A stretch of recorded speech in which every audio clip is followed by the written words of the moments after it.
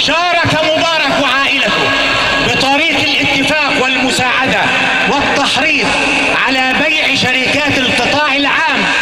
كفاح العمال وعرق العمال تم بيعه بأبخس الأثمان.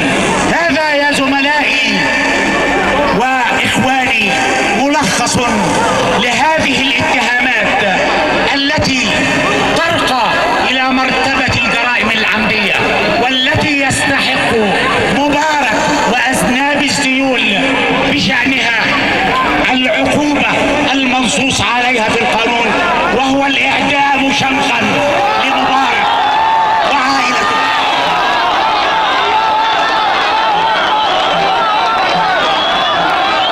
أنا بصفتي